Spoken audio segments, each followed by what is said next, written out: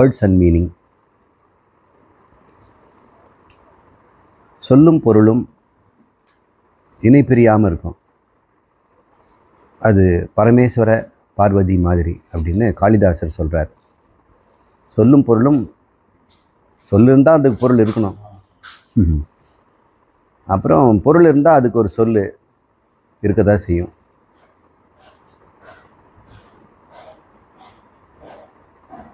மனிதர்கள் சிலதெல்லாம் படைக்கிறதுக்கு முன்னாடி அதை பற்றி முதல்ல எண்ணுறாங்க. ஓவியம் வரையும் போதும் அதுக்கு உண்டான நிறங்களையும் வடிவங்களையும் எண்ணுறாங்க. அதை நாமம்னு சொல்லுவோம், சொல்லுன்னு சொல்லுவோம். அது வெளியே வரும்போது, அது படைக்கப்படும் போது அது ரூபமாயிடுது.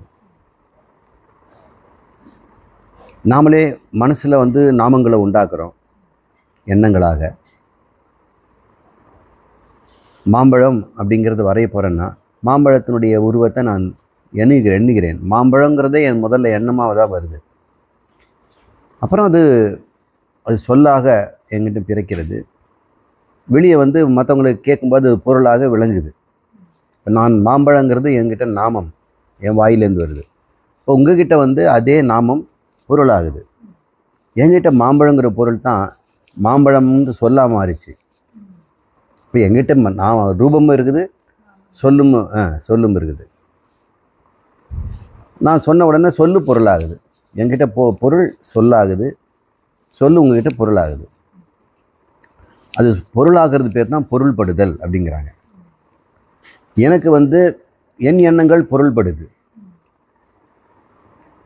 அதே மாதிரி உங்களுடைய எண்ணங்களும் உங்களுக்கு பொருள்படுது. இப்போ சொல்லும் பொருளும் நாமரூபமே இணை பிரியாமல் இருக்கிறதுனால அது பார்வதி பரமேஸ்வரக அப்படின்னு காளிதாசர் சொல்கிறார். இந்த சொல்லும் பொருளும் எங்கே பிறக்குது? அறிவுள்ள இடத்துல தான் பிறக்க முடியும். அறிவற்ற இடத்துல கல்லுலேயோ மண்ணுலேயோ சொல்லும் பொருளும் வராது. நம்ம சொல்லலாம், அதுக்கு பொருள்படாது.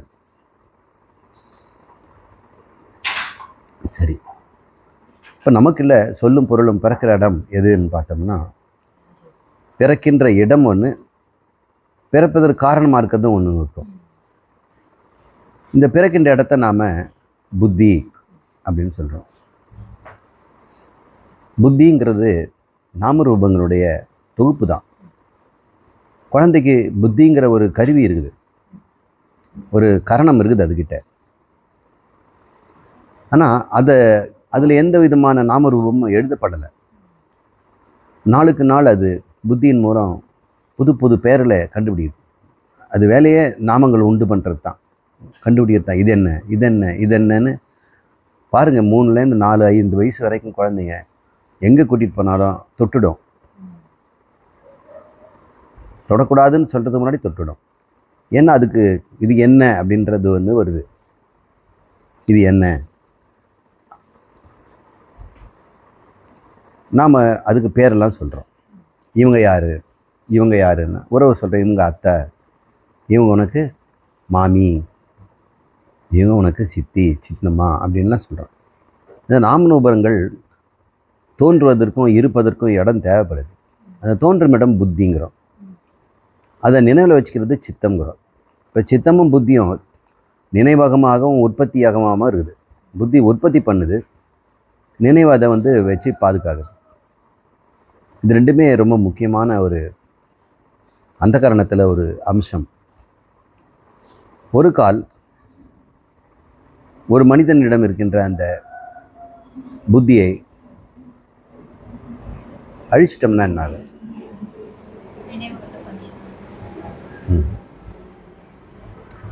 நினைவும் பதியாது. நம்ம அதையும் எடுத்துடுறோம். அப்போ குழந்தை மாதிரி நம்ம பார்ப்போம். குழந்தைகிட்ட புத்தியும் இருக்குது, சித்தமும் இருக்குது. ஆனால் எதுலேயும் சித்தத்தில் எதுவும் இல்லை, புத்தியில் எதுவும் உற்பத்தியும் ஆகலை. ஆனால் மனசு இருக்குது. அந்த மனசு கண் பார்ப்பதை எல்லாமே அது அறிகிறது. கண் உண்டாக்கி தருது காட்சிகளை, காது சப்தங்களை உண்டாக்கி தருது.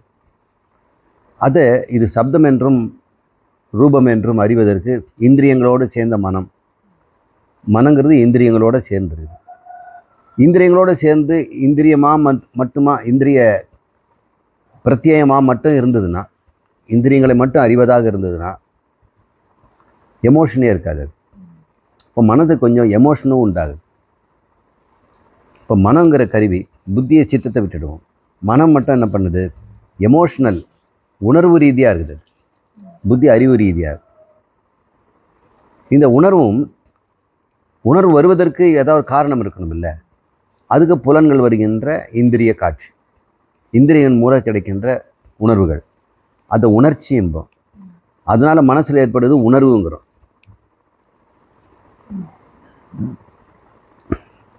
அப்போது இங்கிலீஷில் வந்து சென்சேஷன் அல்லது பெர்செப்ஷன் அப்படிங்கிறோம். மனசில் உண்டாகிறதுக்கு வந்து எமோஷனுங்கிறோம். எமோஷன், பெர்செப்ஷன் 2 சொற்கள் இருக்குது. தமிழ் அப்படி இல்லை. மனதில் ஏற்படுகின்ற கோபம், பயம் போன்ற உணர்வுகளுக்கு உணர்வுங்கிறோம். நாக்கில் உணர்ந்தோம்னா அது உணர்வுன்னு சொல்கிறோம். அதனால் நாம் வந்து உணர்ச்சி அப்படின்னு நம்ம குரூப்பில் ஆத்ம வித்யாலய மக்களை அப்படி அந்த மாதிரி பயன்படுத்துவாங்க. உணர்ச்சின்னு சொன்னோடனே பெர்செப்ஷன். உணர்வுன்னு சொல்லும் பொழுது மனதில் ஏற்படுகின்ற ஒரு விருத்தி, மனதில் ஏற்படுகின்ற ஒரு மாடிஃபிகேஷன், ஒரு மனத்தில் ஒரு சேஞ்சு. இப்போ வைங்க, ஒரு ரோஜா மலரை பார்த்து மகிழனும், மகிழ்ச்சிங்கிற ஒரு உணர்வு மனசில் வரணும்னா அதுக்கு சித்தம் வேணும் இல்லை? ஏன்னா இது மகிழக்கூடிய பொருள்னு அது தானே நினைவுபடுத்துது. இது அஞ்சக்கூடிய பொருள்னு பாம்பை பார்த்து நினைவுபடுத்துது. அது இல்லாதனால இந்த மனம் எப்படி இருக்கும்? இப்போ உலகத்தை பார்க்குது. இந்த உலகத்தை நீங்கள் பார்க்குற மாதிரி தான் பார்ப்பாங்க அவங்கள. ஆனால் நாமரூபம் இல்லைன்னா நிறங்களின் கூட்டமாக தான் இருக்கு. இது மாதிரி இருக்கு. இந்த நிறங்களின் கூட்டம் தான் நான் போட்டிருக்கிறேன். ஆனால் நிறங்களின் கூட்டம் நான் சொல்கிறீங்க, மரம் இருக்குது, செடி இருக்குதுன்னு சொல்கிறீங்க, அது புத்தி. நாமரூபங்களை உற்பத்தி பண்ணுது பாருங்க. இந்த நாமரூபம் உற்பத்தி பண்ணணும்னா சில பேர் நாமரூபம் உற்பத்தி ஆகாதனால இது என்னதுன்னு கேட்டுகிட்டே இருப்பாங்க. மாடர்ன் இந்த நவீன கால ஓவியத்தை இது என்னதுன்னு கேட்பான். அவங்களுக்கு நாமரூபம் பிறக்க மாட்டாங்க. ஆனால் கலரை பார்க்குறாங்க. வேறு நல்லா ஒரு திருப்தியாக இருக்குதுங்க கலர் அப்படின்னு நமக்கு சொல்லிடுறான்.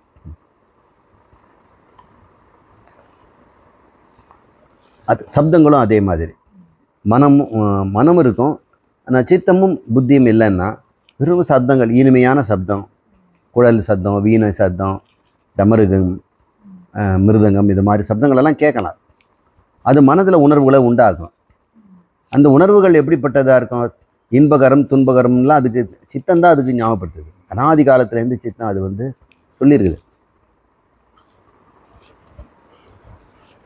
அந்த சித்தத்திலேருந்து வருகிற பிரத்யபிக்ஞா அப்படின்னு சொல்கிறாங்க. நடந்ததை உடனடியாக நினைவுபடுத்தி அடுத்ததோடு ஒட்ட வைக்கிறது. அந்த பிரத்யபிக்ஞா இல்லைன்னா தத் துவமசி அப்படிங்கிற த இத்துங்கிறது கூட சேர்க்க முடியாது. ரெண்டும் தனித்தனி சம்டா கேட்கும். அது சேர்த்து ஒரு சொல் முடிஞ்சுது, இன்னொரு சொல் ஆரம்பிக்குதுங்கிறத கூட அந்த பிரத்யபிக்ஞா அப்படின்னு பேர். தொடர் நினைவு அங்கே சித்தம் வேலை செய்யுது. ஸ்டோரேஜ் மட்டும் இல்லை, தொடர் நினைவும் கொடுக்குது. அதுவே பதத்தை அடைந்தவன் நாமரூபங்களையும் உண்டாக்கி தருது. பேச்சுக்கு நம்ம சித்தம் புத்தின்னு பிரிக்கிறோம், ஆனால் ரெண்டுமே கைகோர்த்துக்கு தான் வேலை செய்யுது. தனித்தனியாக வேலை செய்யுதுன்னு நினச்சக்கூடாது. அதுக்கு சங்கரர் தன்னுடைய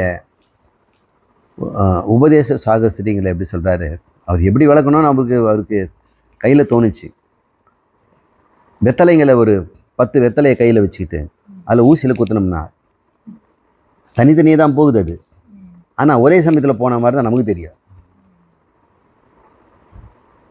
ஒரே சமயத்தில் தான் எல்லாத்துலேயும் போனது. ஆனாலும் ஒன்றை தாண்டி தான் போகுது. மனமும் ஒரே சமயத்தில் வேலை செய்த மாதிரி இருந்தாலும் கூட அது ஒன்றை எடுத்து ஒன்று தான் தொடர் சங்கிலி மாதிரி வேலை செய்யுது. இதை சேர்த்து வைக்கிறது பேர் பிரத்யபிக்ஞா அப்படின்னு பேர். நினைவு. நினைவுங்கிறத நம்ம சிந்தனா சித்தம் அப்படின்னு சொல்கிறோம். பிரத்யபிக்ஞாங்கிறத இப்படி புரிஞ்சுங்க, எல்லாத்தையும் கோர்த்து வைக்கிறது. இதோடு அதை சேர்த்து இதோடு அதை சேர்க்கறது. என்னென்னா மலருக்கு உண்டான உணர்வை வேற ஒரு பொருளாக வச்சிடக்கூடாது. இப்போ நம்ம ஒருத்தர் பார்த்தோம் ஒரே சந்தோஷமாக இருந்துட்டோன்னு வைங்க, அடுத்தவர் பார்த்தோன்னா கோபமாக வருந்ததுன்னா இது அப்படியே கண்டினியூ ஆக மாட்டேங்குதே. சித்தமாக அப்படியே ஸ்டோர் பண்ணிடுச்சுன்னா நம்ம அதோட போயிட்டுருப்போம். பிரத்யபிக்ஞாங்கிறது உடனடியாக இதை வந்து வேற ஒன்றோட லிங்க் பண்ணுறது, இந்த உருவத்தை அதோட கொடுக்குது. நம்ம மனசில் எப்படி தோன்றி மறையுது பாருங்கள்.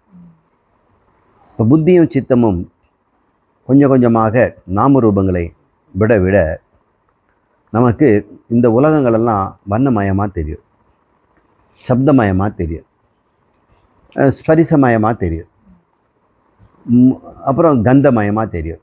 ருச்சிமயங்கிறது மட்டும் நம்ம நாக்கில் வந்தால் மட்டும் தெரியும். அதுக்கு ரொம்ப நெருக்கமாக வந்தால் தான் ருச்சி, அது கடைசி ஆள். கந்தம் எங்கே இருந்தாலும் நம்ம கண்டுபிடிச்சிடலாம், சப்தம் எங்கே இருந்தாலும் கண்டுபிடிச்சிடலாம், காட்சி அந்த அண்ட கோடியில் இருந்தாலும் நம்ம பார்த்துடலாம். ஸ்பரிசமும் இந்த ருச்சியும் மட்டும் நெருங்கி தொடணும் இந்த உலகத்தை.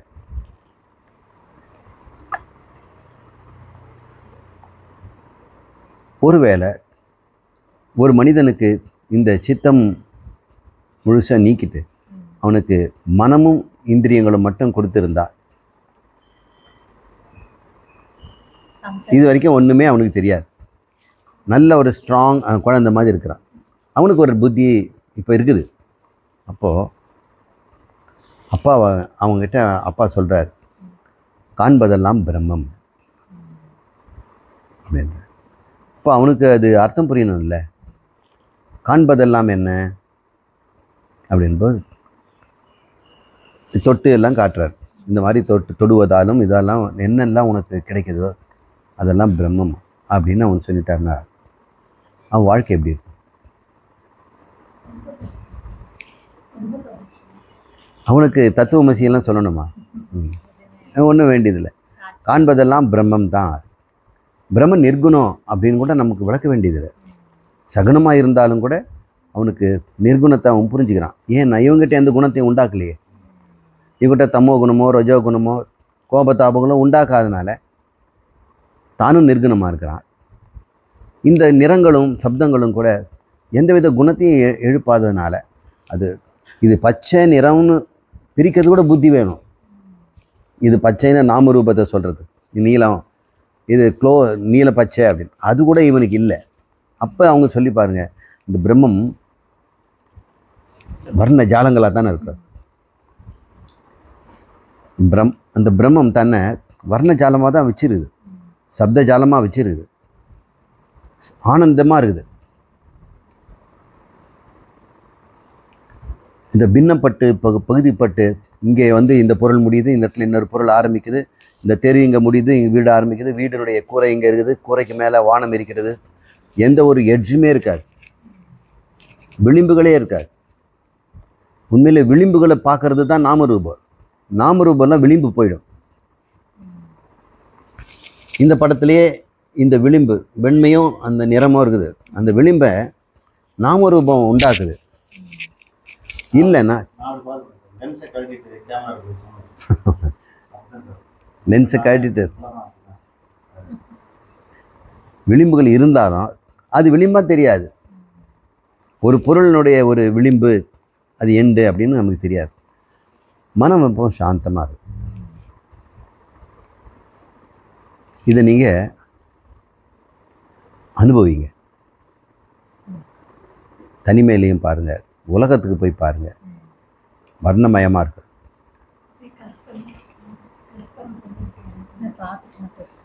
கற்பனை பண்ணி பாருங்கள். நாம ரூபம் எழுந்துக்காமல் பாருங்கள். கற்பனை எல்லாம் பண்ண வேண்டாம். பார்த்தாலே கற்பனை எல்லாம் நேராக தான் தெரியுது. இது நம்ம கதவு, பெயிண்ட் பூசணும் அப்படின்ற நினைவெல்லாம் போய்டும். இது நம்ம வீடு, இது வாசப்படி, இது தெரு, எல்லாம் மறைஞ்சு போயிடும். விளிம்புகளே இல்லாத ஒரு வாழ்க்கை. தன் உடம்புக்கும் உலகத்துக்கும் கூட விளிம்பு இருக்காது. ஏன்னா இங்கேயும் கூட நம்மளால் கை விரல் கால் அப்படின்ற நாம ரூபம் இருக்காது. அப்படி இருந்ததுன்னா அந்த பொருள் அறிவற்றதுன்னு சொல்ல முடியாது. நம்ம சொல்லக்கூடிய விசேஷமான அறிவுகளெல்லாம் அதுக்கு இல்லை. அது விஞ்ஞானம் இல்லாமல் இருக்கலாம், ஆனால் ஞானத்தோடு தான் இருக்குது. ஒரு வகையில் தொடர்ந்த விஞ்ஞானம், அதாவது விஞ்ஞானங்கிறது புத்தி, அதான விஞ்ஞானமயம் அப்படின்னு சொல்கிறார். இந்த நாமரூபங்களை உண்டாக்குற இந்த விஞ்ஞான அதுதான் நம்மளுக்கு ஞானத்துக்கு ஒரு மறைப்பாகவே இருக்குது. அது விட்சேபமாக இருக்குது. விஞ்ஞானம் தான் விட்சேபம், சிதறுது. விட்சேபனா சிதறுது, உடைக்க உடைக்க இன்னும் பல பொருள்கள் உண்டாகிக்கிட்டே இருக்குது. அந்த விட்சேபமே ஆவரணமாயிடுது, ஞானத்துக்கு தடையாக இருக்குது. நான் வந்து சுத்த சைதன்யம்ங்கிறதே நான் யோசித்து பார்க்கறதுக்கு முன்னாடி வேற ஒரு எண்ணம் வந்து நம்மளை சிதறிது. அதனால் நிறைய பேருக்கு இந்த ஞானம் விஞ்ஞானத்தை ரெண்டுத்தையும் பிரிவுபடுத்துறது கஷ்டமாக தான் இருக்குது. நான் சுத்த ஞானம் அப்படின்னு ஒருத்தர் உணர்றதுக்கு இந்த பாகுபாடு கட்டாயம் வேணும். இந்த சொல்லை நம்ம கரெக்டாக கையாளணும். குரு அவர் சொன்ன போதே அவருக்கு இடைவிடாமல் அந்த உள்ளுக்குள்ளே வாங்கி அந்த உணர்வை நம்ம பெற்றுக்கணும். அந்த நிமிஷமே ரெண்டாவது தடவை சொல்லிக் கொடுக்கறதுக்கு வாய்ப்பே கொடுக்கூடாது.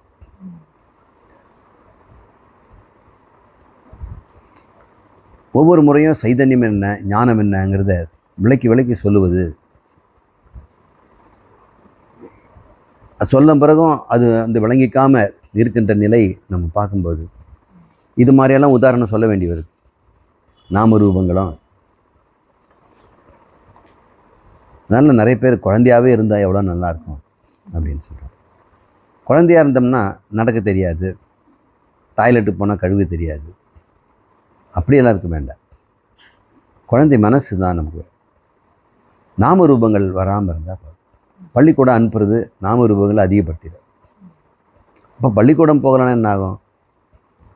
அவன் பள்ளிக்கூடம் போகலான்னு உலகத்துலேருந்து கற்றுக்குவான் நாம ரூபத்தை.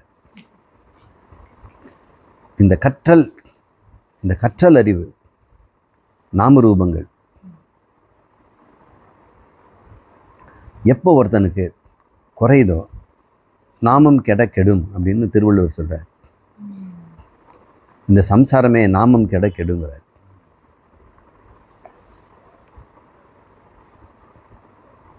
ஜெய கிருஷ்ணமூர்த்தி அறிந்ததிலிருந்து விடுதலைங்கிறார், ஃப்ரீடம் ஃப்ரம் தி நோன் அப்படின்னு ஒரு ஃபேமஸ் புக் எழுதியிருக்கிறார். நம்ம ஏற்கனவே அறிந்தது தான் ஒரு கட்டுண்ட மனப்பாங்க உண்டாகுது. நம்ம மனப்பாங்கு ஒரு கட்டுண்ட மனப்பாங்கு, கண்டிஷன்டு மைண்டு. இது வந்தால் கோவம் வந்துடணுங்கிற கண்டிஷன் ஆகி போச்சு. இது வந்தால் பயந்துடணும்னு ஒரு கண்டிஷன் ஆகிடுது. நம்ம டீகண்டிஷன் பண்ண வேண்டியது. அந்த கட்டுண்ட மனப்பான்களை இந்த விடுபடுறது தான் மோட்சம். நம்ம மோட்சத்தில் வாழறோமா? மணி என்னாச்சுங்க? 4:30 தாங்களா?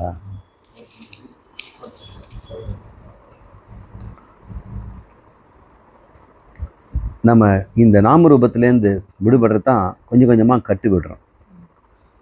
நாம ரூபங்களுக்கு காரணமாக இருக்கிறது சித்தம்ங்கிறோம்.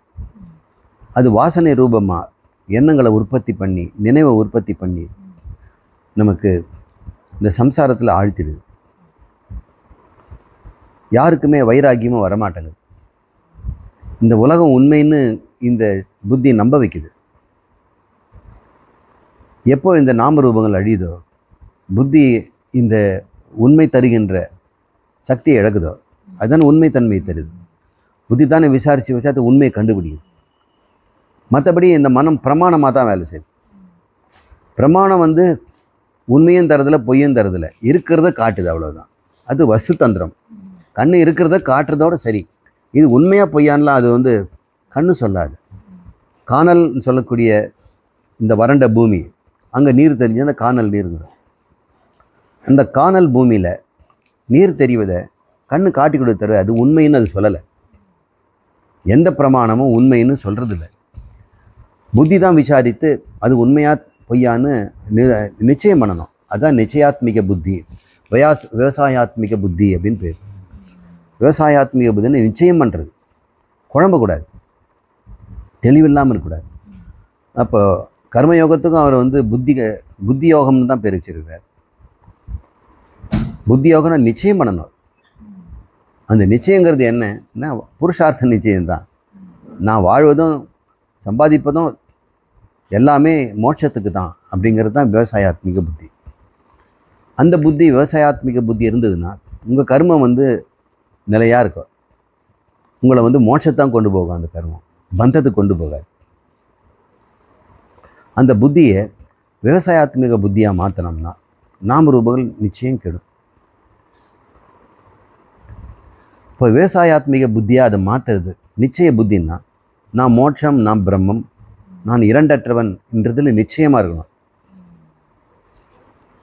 அந்த நிச்சயத்தன்மை நம்மக்கிட்ட உறுதிப்படாதனால தான் ஏற்கனவே நிச்சயப்படுத்தப்பட்ட இந்த உடம்பு நான், உறவு நான், தேகி அப்படிங்கிற உணர்வெல்லாம் நமக்கு அழியாமல் நிற்குது.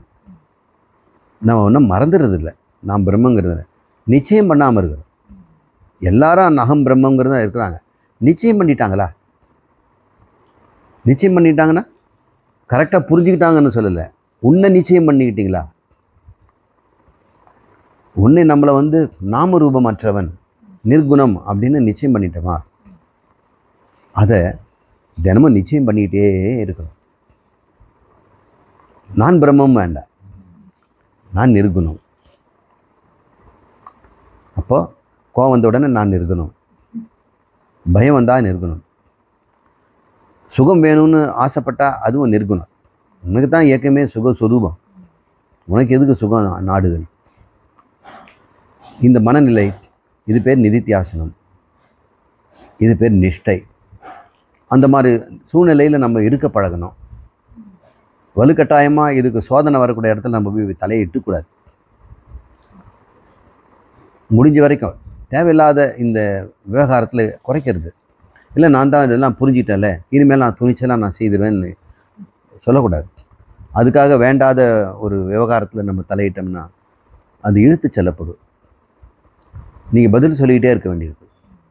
ஏன்னா உங்களை உலகம் பதில் சொல்லிக்கிட்டே இருக்கும். சும்மாவே இருக்கக்கூடாது, பதில் சொல்லிகிட்டே இருக்கணும். நீங்கள் பதில் சொல்ல நீங்கள் உலகத்துக்கு தேகியாக மாறிடுவீங்க. யாருக்கும் பதில் சொல்ல வேண்டிய நிலை இல்லாத ஒரு நிலையில் இருக்கணும். குடும்பத்தில் இருக்கும்பொழுது 10-15 பேருக்கு பதில் சொல்ல வேண்டியது, உயிரில்லாத பொருள்வன் நமக்கு பதில் சொல்ல வேண்டியது. இந்த பொருள் இங்கே எடுத்து வை, இந்த படுத்துட்டு நிமித்தி வை, நியூஸ் பேப்பரை மடித்து வை, அது நம்மளுக்கு பதில் சொல்ல வேண்டியது. அதிகமாக பதில் சொல்லும் பொழுது நம்ம உலகத்துக்கு நிச்சயத்தன்மையை கொடுத்துட்றோம், பிரம்மத்துக்கு அநிச்சயத்தன்மையை கொடுத்துட்றோம். எப்பெல்லாம் நமக்கு இந்த அத்தியாத்மிக சிந்தனையிலே இருப்பதற்கு இடைஞ்சலாக இந்த உலகம் இருக்குதோ, அப்போ விவிக்த தேசம் அப்படின்னு சொல்லி தனிமை என்கின்ற இடத்தை நம்ம நாடணும். அந்த இடம் எங்கேயோ இருக்குதுன்னு கூட நினைக்க வேண்டாம். நம்ம வீட்டிலேயே கூட நம்ம தனிமையில் இருக்கக்கூடிய சந்தர்ப்பத்தை ஏற்படுத்திக்கலாம். அது ஆசிரமம் போன்ற இடத்துல தனிமையில் நமக்குன்னு ஒரு ரூம் எடுத்துக்கிட்டு அங்கே இருந்துக்கணும், இருந்து விசாரணை பண்ணணும். ஆசிரமத்துலேயும் ஜனங்கள் வருவாங்க போவாங்க, ஆனால் உலகத்தில் இழுக்க மாட்டாங்க.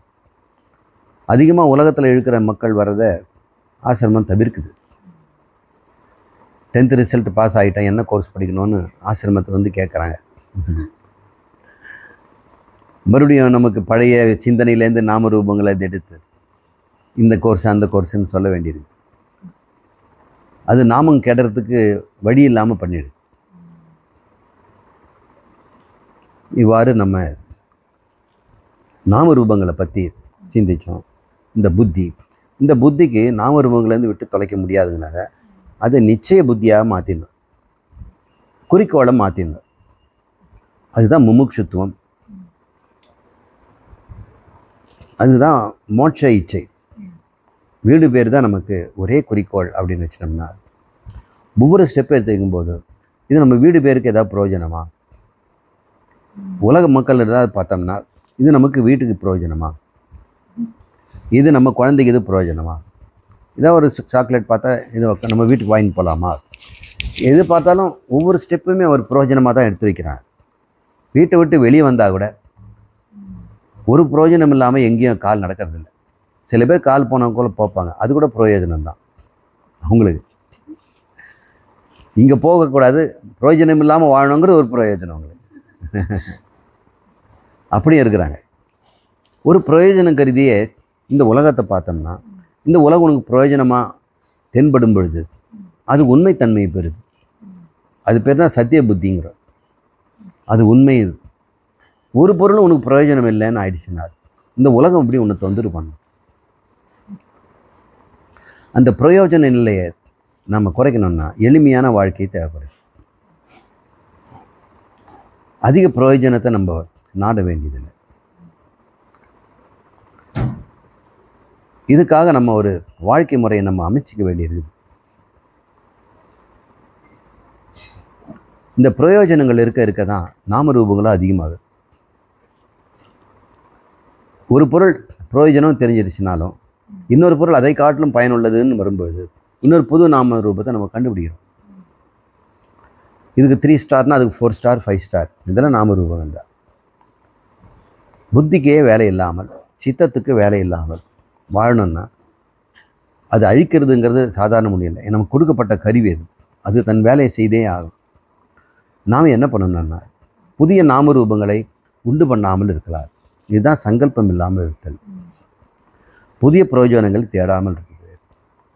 எதிர்ச்சா லாப சந்துஷ்ட.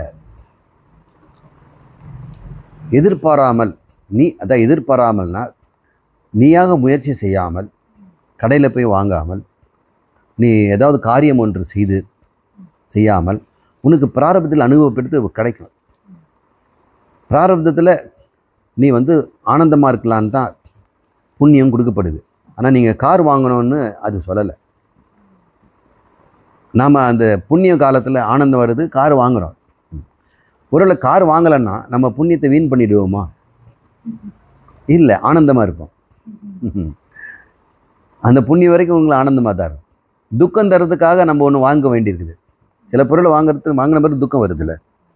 இப்போ எப்பவுமே பிராரப்தம் இன்ப துன்பங்களை தரும் அப்படின்னு பார்த்தோம்னா அது ஏதோ ஒரு பொருள் வாங்க வச்சு அனுபவிக்க வச்சு இதை செய்து தான் பண்ணணும். அதுக்கு வேண்டிய பொருளும் கொடுக்கும் புண்ணியம். இதெல்லாம் அனுமதிக்கப்பட்டது. நாம் இந்த புண்ணியத்திலேருந்தும் பாபத்திலேருந்தும் விடுபடணும். இதுக்கு போய் தீர்த்தத்தில் குளிக்கணும், பாவத்தை கழிக்கணும் அப்படிங்கிறது மக்கள் பொதுவாக செய்கிறாங்க. உண்மையிலே நாம் என்ன பண்ணணும்? சங்கல்பங்களை திறக்கிறது தான். நீ சங்கல்பத்தை திறந்தா உனக்கு பாவம் என்ன பண்ணுவோம்? உனக்கு பாவம் துன்பம் கொடுக்கணும்னா ஏதாவது ஒரு பொருள் வெளியே தானே வரணும், இல்லை உடம்புலேருந்து நமக்குலேருந்து உண்டாகணும். உடம்புலேருந்தே ஒரு நோய் வருதுன்னு வைங்க, அது கூட சங்கல்பத்தினால வந்ததாக இருக்கலாம். நாம் தெரியாதனோ இந்த பிறவிலே ஒரு சில சங்கல்பத்தில் நம்ம ஒன்று செய்துட்டோம்னா அதனுடைய தொடர்ச்சியாக அந்த உடம்புக்கு வரலாம். என்ன சங்கல்பங்களை விடுறது தான். சங்கல்பங்கிறது பிரயோஜனம் கருதி உலகத்தை அணுகுதல். அந்த பிரயோஜனம் கருதி நம்ம உலகத்தை அணுகும்போது உடனடியாக வாங்க வேண்டும்ன்ற சங்கல்பம், இதை ஒதுக்க வேண்டுங்கிற சங்கல்பம் ஏற்படுகிறது.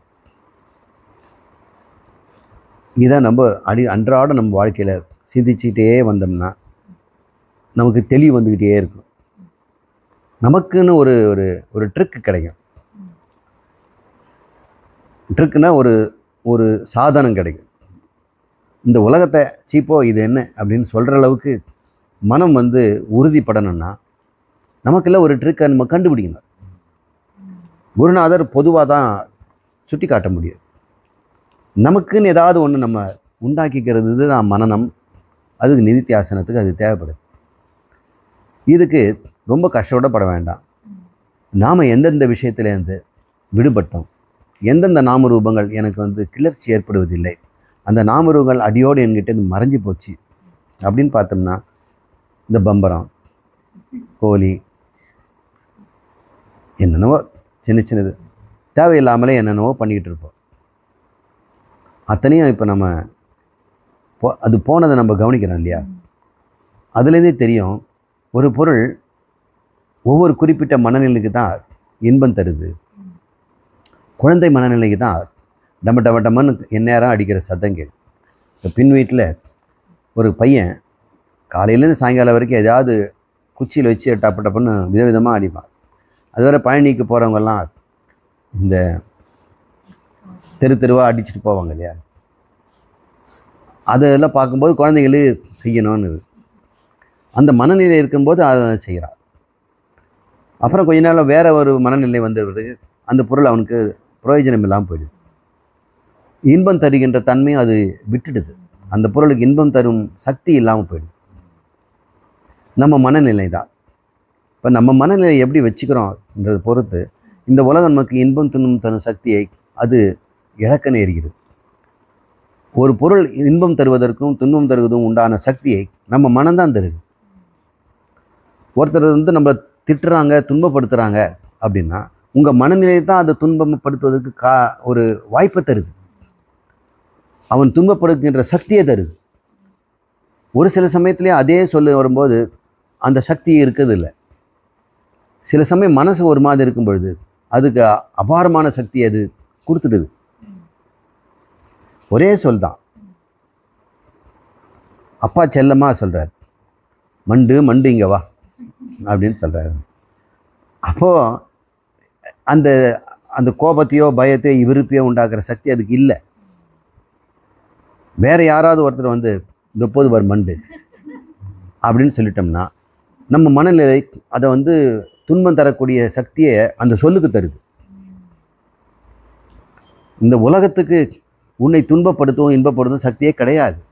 அப்படி தானே ஞானி சொல்கிறான். ஈஸ்வரனே வந்தாலும் என்னை துன்பப்படுத்த முடியாதுன்னு அவர் சொல்கிறதுக்கு காரணம் என்னென்னா, அவர் துன்பப்படுத்த மாட்டாருன்னு அர்த்தம் இல்லை, எவ்வளோ அடித்தாலும் தாங்கிக்கோன்னு அர்த்தமும் இல்லை. என் மனம் அதை துன்பமாக இன்பமாக பார்ப்பதில்லை. இது பேர் சமத்துவம்ங்கிறார்.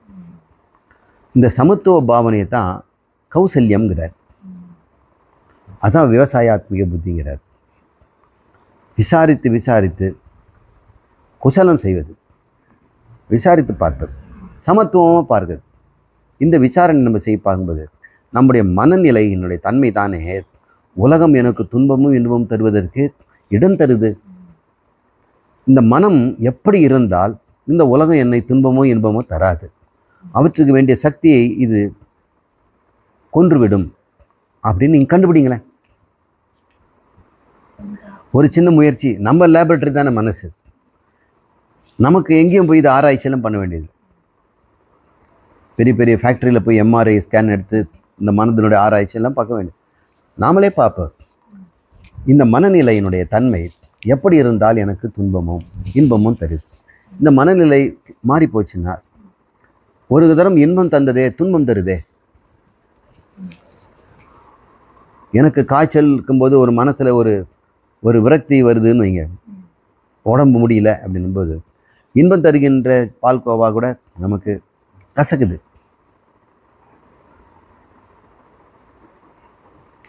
அப்புறம் ரொம்ப விரும்பினவங்க வந்து பார்த்தோம்னா கூட நாம் முகம் கொடுத்து பேச மாட்டோங்க. ஏன் இதை மாதிரின்னா மனநிலை அப்படி இருக்கிறத பார்க்கணும். இந்த மனம் உணர்வு மயமாக இருப்பதனால எந்த உணர்வு இருந்தால் இந்த உலகம் உன்னை இன்பமும் துன்பமும் தராது அப்படின்னு பார்த்தோம்னா அதான் பிரசாந்த புத்தி, நிறைவடைந்த மனம், போதுமென்ற மனம், திருப்தி மனம் அப்படின்னு. இந்த திருப்தி மனம் வந்ததுன்னா மனம் நாம ரூபங்களுக்கு கூட இடம் தராது. இந்த மனம் ஒன்றை இன்பம் துன்பம்னு சொன்னால் தானே புத்தி அதுக்கு நாம ரூபம் தருது. இது எதுவுமே தரலைன்னா ஆனந்தமாகவே பார்த்துட்டு இருந்ததுன்னா அது ஒரே நேம் தான் கொடுக்கும் புத்தி. இது ஆனந்த, இது ஆனந்த, இது ஆனந்த, இது ராம, இது ராம, இது ராம அப்படின்ற புத்திக்கு நாமம் கொடுக்கறது போகாது. ஆனால் ஒரு பேர் தான் சொல்லும், இது ராமா, இது ராமா, இது ராமா. கிருஷ்ணன் தான் இது ராதா, இது ராதா, ராதா. எங்கே பார்த்தாலும் ராதையாக தெரியுது. பார்க்கும் இடமெல்லாம் கண்ணன் தெரியுமான்னார். மனதினுடைய தன்மையை தான் பாரதியார் அப்படி சொல்கிறார். இந்த மனதின் தன்மை நிறைவு, பூர்ணம். இந்த பூர்ண நிலை எனக்கு போதும் அப்படின்னு நிலை வரும். இப்படி சொல்லும் பொழுதுனாகும் இந்த உலகத்துக்கு இன்பம் துன்பம் தருகின்ற சக்தியை தான் குறைக்கிறோமே தவிர நமக்கு இன்பம் துன்பை அனுபவிக்கின்ற சக்தியை நம்ம இழந்துறதில்லை. நம்ம வேணும்னா எப்பவுமே இன்பம் அனுபவிச்சுக்கலாம், நம்ம வேணும்னா துன்பத்தை நம்ம நீக்கிடலாம். மற்றவங்க கொடுத்து நம்மளால் உண்டாக்க முடியாதுங்கிறது தான் புரியுது. அப்படி நினச்சா நம்ம தப்பாக நினச்சிடும். அவருக்கு இன்ப துன்பமே எல்லாம் போயிடும், அப்புறம் எப்படி சந்தோஷமாக இருப்பார். உலகம் எனக்கு இன்பம் தருகின்ற நிலை எனக்கு இல்லை தவிர, அதுக்கு சக்தி இல்லை தவிர, நான் ஒரு பொருள் இன்பம் தருதுன்னா அந்த இன்பம் தருகிற சக்தியை அதிகப்படுத்துவேன். முடியுமில்ல? எனக்கிட்ட அந்த என் மனநிலை அது எனக்கு இன்பம் தரும் சக்தியை அது இழந்துடுச்சு. ஆனால் அதுக்கு இன்பம் தருகின்ற சக்தியை நான் கொடுக்க முடியுமில்ல? இந்த நிலை எப்படி இருக்குது பாருங்க. இன்பத்தை கொடுக்குது. சுவாச காற்றை இன்பம் கொடுக்குது. ஆமாம், இதை நினைச்சு பாருங்க.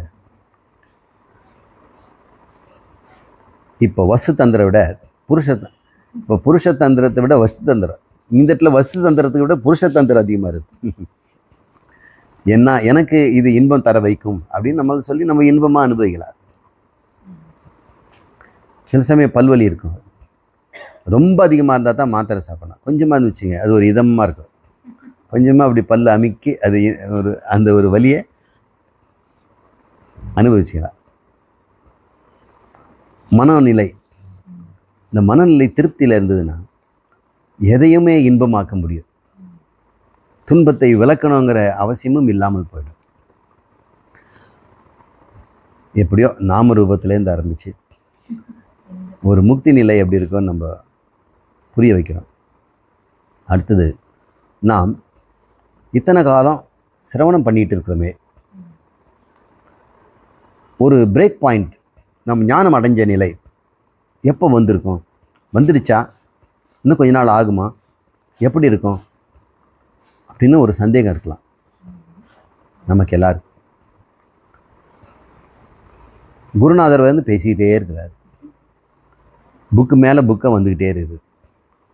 நாம் என்னமோ முதல்ல என்னமோ ஆத்ம வித்யா அப்படின்னு ஏதோ பார்த்தோம். இப்போ வந்து வாக்கிய விருத்திங்கிறார். இன்னும் எத்தனை புக் இருக்குதோ தெரியலையே. எப்போ தான் இவரும் படித்ததுனால தான் இவர் ஞானியாக இருக்கிறாரு. இப்போ இவ்வளோ படித்தா தான் நம்ம ஞானி ஆக முடியும். நானும் அத்தனை கிளாஸ் அட்டன் பண்ண முடியறதில்ல, முடியும் தெரியறதில்லை. ஒரு சில பேர் பொழந்து கட்டுறாங்க, எங்கே தான் படிக்கிறாங்களோ தெரியல, பக்கம் பக்கமாக எழுதிட்டே இருக்கிறாங்க.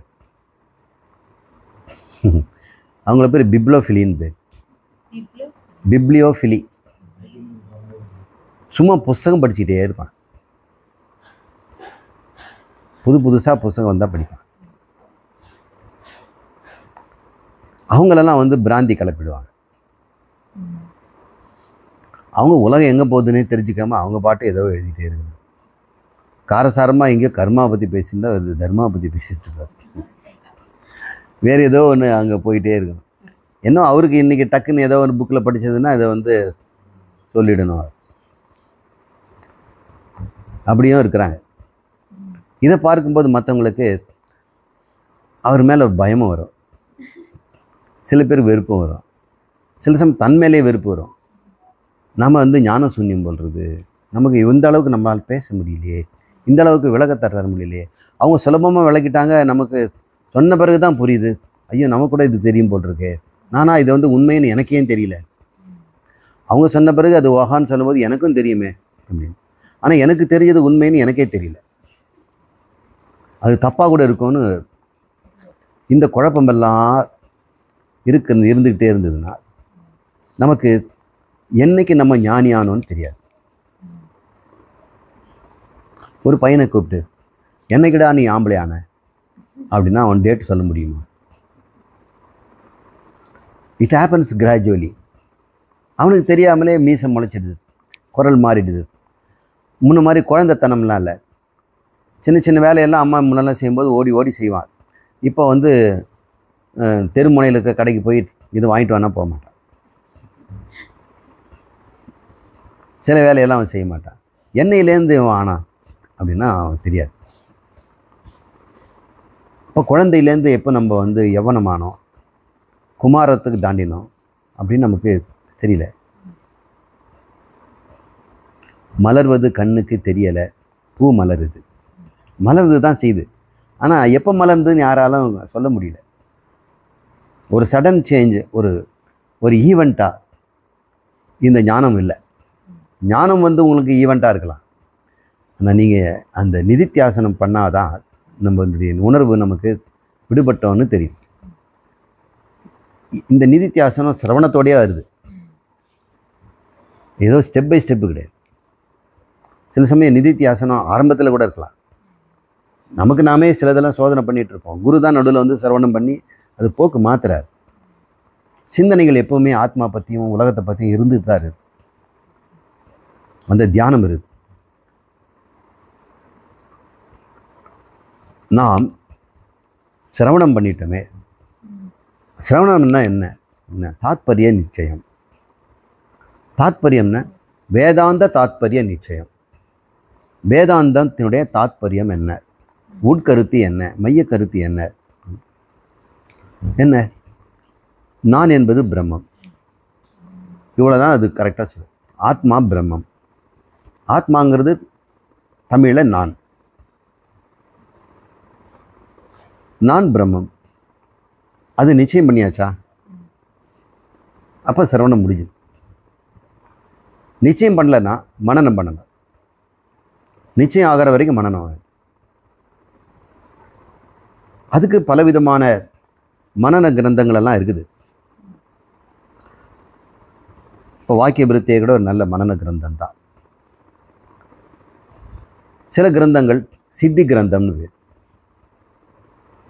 மனன கிரந்தங்களில் வியாசனுடைய பிரம்மசூத்திரம், திருஷ்ய விவேகம், ஆத்மபோதம் இதெல்லாம் மனனம் செய்வதற்கு ரொம்ப யூஸ்ஃபுல்லாக இருக்கும். இதுதான் இது அப்படின்னு தெரியுது. சித்தி கிரந்தம் அப்படிங்கிறலாம் சித்தி அடைஞ்சிட்டா அது எப்படி இருக்கும்னு காட்டும். நைஷ்கர்மிய சித்தி, அத்வைத சித்தி, அந்த மாதிரி புக்கெல்லாம் சித்தியினுடைய நிலை எப்படி இருக்கும் அப்படின்னு சொல்லும். நம்முடைய மாணவர்களுக்கெல்லாம் தொடர்ந்து சிரவணம் கேட்டுட்டு இருந்தாலும் மனனமும் அவங்க செய்துக்கிட்டு இருந்தாலும் நாம் இன்னும் கூட நாம் குருநாதர் மாதிரி டீச் பண்ணுற லெவலுக்கு வந்தால் தான் ஞானி போல்றது. பக்கம் பக்கமாக ஏதாவது ஒன்று புதுசாக சொல்லிகிட்டே இருந்தால் தான் ஞானம் போல்றது அப்படின்னு அந்த நிலைக்கு போயிட்டு பயந்துட வேண்டாம்.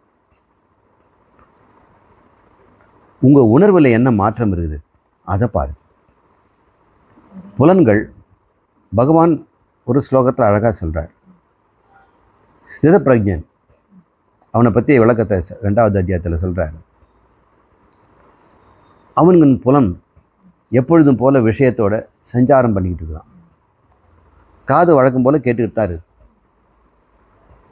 கண்ணும் வழக்கம் போல் பார்த்துக்கிட்டு தான் இருக்கு. எல்லா புலன்களும் அதனுடைய விஷயங்களோட சஞ்சாரம் பண்ணி கொண்டிருக்கிறது. ஆனால் அவன் மனம் கலங்குவதில்லை. இதுதான் அவர் சொல்கிறார். அவன் மனம் கலங்குவதில்லை.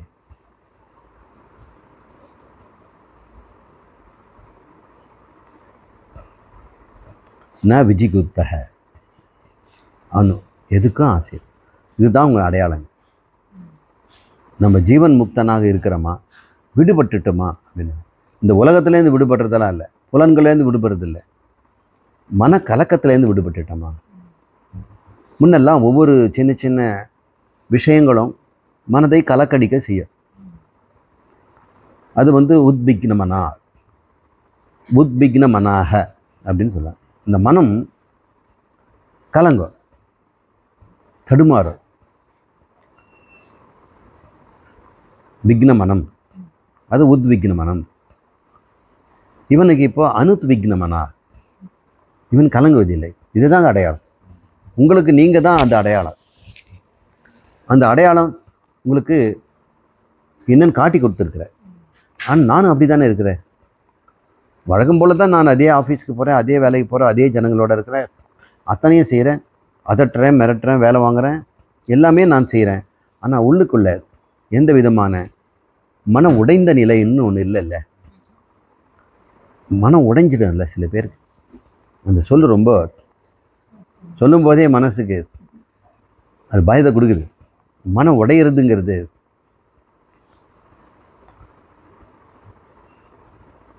இந்த மனம் உடைகின்ற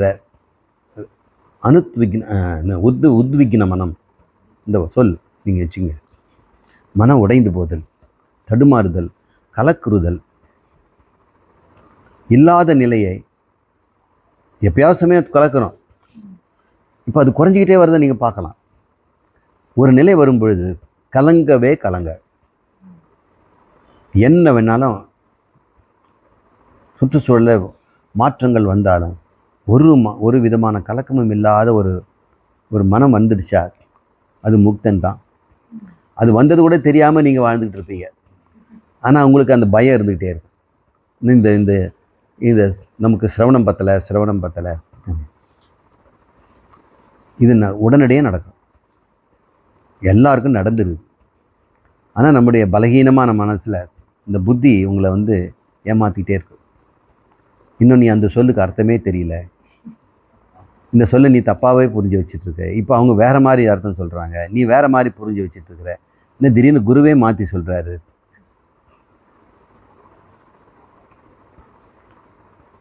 அதெல்லாம் விட்டுடுங்க. ஆமாம், அதெல்லாம் வெறும் தோணி கரை சேர்க்கறது தான். அதை பிடிச்சிக்கிட்டே இருந்தான்னா கரையில் வந்த பிறகும் தோணியை தூக்கி தள்ள வச்சுட்டு இருப்பாங்களா? கட்டடம் கட்டி முடித்து பெயிண்ட்லாம் பூசின பிறகும் சாரத்தை அவுத்துக்காமல் வைப்பாங்களா?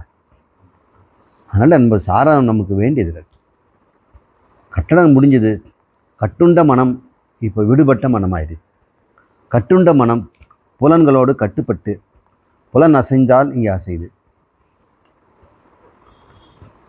உலகம் சுகதுக்கம் தருகின்ற சக்தியை உடையதாக இருந்தது.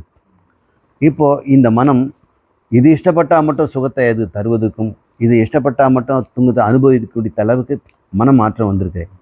அந்த கலங்காத மனம் தானே, அந்த கலங்காத மனம். கலங்காதே மயங்காதே அப்படின்னு கிருஷ்ணர் சொல்கிறார். கலங்காதே மலங்கம். அற்புதமான பாட்டு பித்துக்குளி முருகதாஸ் அவரே ஏற்றி பாடியிருக்கிறார்.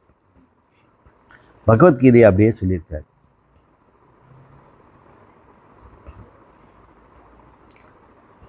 கலங்காதே மயங்காதே.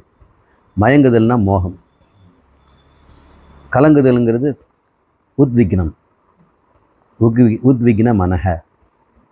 இந்த கலக்கமும் இல்லை மயக்கமும் இல்லை. மயக்கங்கிறது மோகம், அந்த மோகமும் இல்லை. இந்த மோகம்தான் நமக்கு ஒன்று மீது ஒன்று பீடிப்பான ஒரு ஆசையோ ஒரு கோபத்தையோ உண்டாகுது. மோகம் இருந்தாக்கா கோபம் நிறைய இருக்குது, மோகம் இருந்தால் காமம் நிறைய இருக்குது. அது பிரயோஜனம் இல்லாத பொருளுக்கு ரொம்ப பிரயோஜனம் காட்டும். இந்த ஆத்ம வித்யாங்கிறது ரொம்ப பிரயோஜனம், அது வந்து யூஸ்லெஸ்ன்னு.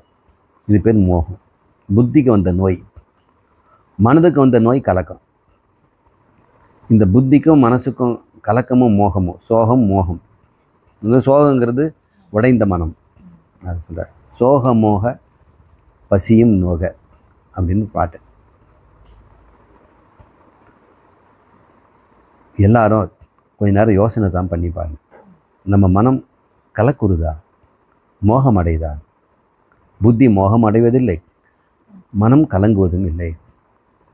இது வந்துடுச்சுன்னா ஜீவன் முக்தன் தான். எவனுக்கு இந்த நிச்சயம் வந்துடுச்சோ, ஆத்ம அனாத்ம நிச்சயம், ஆத்மா பிரம்மங்கிற நிச்சயம் யாருக்கு வந்துடுச்சோ அவனுடைய காரண சரீரம் அழிஞ்சுது. அவன் தன்னை யாருன்னு கண்டுபிடிச்சிட்டான்.